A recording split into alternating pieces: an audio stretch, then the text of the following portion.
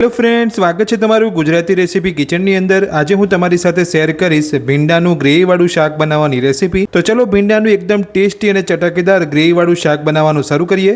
તો ભીંડાનું ગ્રેવી વાળું શાક બનાવવા માટે તમે જોઈ શકો છો મેં અહીંયા પહેલેથી જ ભીંડાને ચોખ્ખા પાણીએ ધોઈ કોરા કરી અને કટ કરી લીધા છે। તો હવે આપણે શાક બનાવવા માટે સૌથી પહેલા આપણે કટ કરેલા ભીંડાને તેલની અંદર ફ્રાય કરીશું। તો ભીંડાને ફ્રાય કરવા માટે એક કડાઈની અંદર 4 મોટી ચમચી જેટલું તેલ ગરમ કરીશું। તો તેલ આપણું ગરમ થઈ ગયું છે, તો હવે આપણે કટ કરેલા ભીંડા લઈ લઈશું। ભીંડા ઉમેરી લીધા પછી ગેસની ફૂલ ફ્લેમ પર તેલની અંદર ભીંડાને ફ્રાય કરી લઈશું। તો આ રીતે હલાવતા જઈ અને ભીંડાને તેલની અંદર 3 થી 4 મિનિટ માટે ફ્રાય કરી લેવાના છે।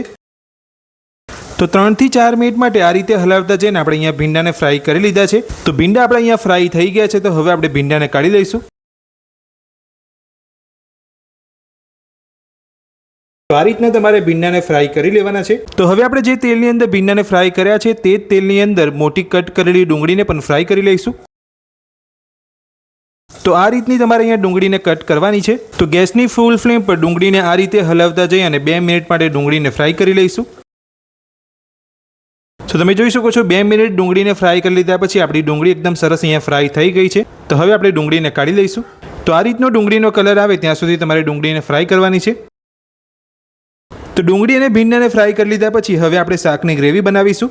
તો શાકની ગ્રેવી બનાવવા માટે સૌથી પહેલાં આપણે મિક્સર જારની અંદર ઝીણી સમારેલી ડુંગળી લઈશું, સાથે જ 2 લીલા મરચાં ઉમેરીશું, 5 થી 6 લસણની કળી ઉમેરીશું, સાથે જ કટ કરેલો 1 ઇંચ આદુનો ટુકડો ઉમેરીશું અને મિક્સર જારનું ઢાંકણ બંધ કરી અને પાણી ઉમેર્યા વગર બધું જ પીસી લઈશું। તો પાણી ઉમેર્યા વગર આપણે અહીંયા બધું જ એકદમ સરસ પીસી લીધું છે, તમે જોઈ શકો છો। તો આ રીતનું તમારે બધું પીસવાનું છે। તો ડુંગળી પીસી લીધા પછી હવે આપણે એ જ મિક્સર જારની અંદર એ જ રીતે 2 કટ કરેલા ટામેટાને પણ પીસી લઈશું। તો ડુંગળી અને ટામેટાને પીસી લીધા પછી હવે આપણે કડાઈની અંદર 1 ચમચી જીરું ઉમેરીશું, સાથે જ 2 ચપટી હિંગ ઉમેરીશું, સાથે જ પીસેલી ડુંગળીને પણ ઉમેરી લઈશું। પીસેલી ડુંગળી ઉમેરી લીધા પછી બધું સરસ મિક્સ કરી લઈશું અને ડુંગળીની પેસ્ટને એકદમ સરસ રીતે સાંતળી લઈશું। તો 2 થી 3 મિનિટ ડુંગળીને સાંતળી લીધા પછી તમે જોઈ શકો છો ડુંગળીમાંથી તેલ છૂટું પડી ગયું છે અને ડુંગળી આપણી એકદમ સરસ અહીંયા સતળાઈ ગઈ છે। તો હવે આપણે કડાઈની અંદર પીસેલા ટામેટાં ઉમેરીશું। ટામેટાની પેસ્ટ ઉમેરી લીધા પછી હવે આપણે કડાઈની અંદર સ્વાદ પ્રમાણે મીઠું ઉમેરીશું, સાથે જ નાની અડધી ચમચી હળદર પાવડર ઉમેરીશું, નાની 1 ચમચી ધાણા જીરું પાવડર ઉમેરીશું, નાની 1 ચમચી મરચું ઉમેરીશું અને બધું સરસ મિક્સ કરી લઈશું। બધું જ મિક્સ કરી લીધા પછી અહીંયા ગ્રેવીમાંથી તેલ છૂટું પડે ત્યાં સુધી આપણે ગ્રેવીને સાંતળીશું। તો ટામેટાની પેસ્ટ ઉમેરી લીધા પછી તમે જોઈ શકો છો બધું જ એકદમ સરસ અહીંયા સતળાઈ ગયું છે। તો હવે આપણે કડાઈની અંદર અડધા ગ્લાસ જેટલું પાણી ઉમેરીશું। પાણી ઉમેરીને ગ્રેવી સાથે સરસ મિક્સ કરી લઈશું। તો પાણી ઉમેરીને આપણે અહીંયા ગ્રેવી સાથે મિક્સ કરી લીધું છે। હવે આપણે કડાઈની અંદર ફ્રાય કરેલી ડુંગળી ઉમેરીશું, સાથે જ ફ્રાય કરેલા ભીંડા ઉમેરીશું અને ગ્રેવી સાથે બધું સરસ મિક્સ કરી લઈશું। તો ફ્રાય કરેલી ડુંગળી અને ફ્રાય કરેલા ભીંડા ઉમેરીને આપણે અહીંયા ગ્રેવી સાથે એકદમ સરસ મિક્સ કરી લીધા છે।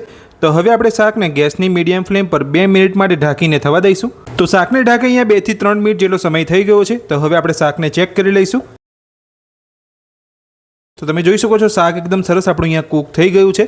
તો હવે આપણે શાકની અંદર 2 ચપટી આમચૂર પાવડર ઉમેરીશું, સાથે જ 2 ચપટી ગરમ મસાલો ઉમેરીશું, ઝીણા સમારેલા ધાણા ઉમેરીશું અને બધું જ સરસ મિક્સ કરી લઈશું।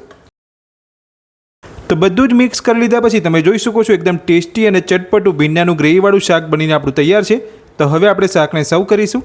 તો ભીંડાનું એકદમ ટેસ્ટી ગ્રેવીવાળું શાક બનીને તૈયાર છે ને આપણે એક પ્લેટની અંદર સર્વ પણ કરી લીધું છે। તો આ ભીંડાનું ગ્રેવીવાળું શાક બનાવવાની રેસીપી તમને મારી કેવી લાગી મને કોમેન્ટ બોક્સની અંદર કોમેન્ટ કરીને જરૂરથી જણાવજો। આજની રેસીપી પસંદ આવી હોય તો વિડીયોને લાઇક કરજો અને આ જ રીતની નવી રેસીપી મેળવવા માટે ચેનલને સબસ્ક્રાઇબ કરી રાખજો। Thank you.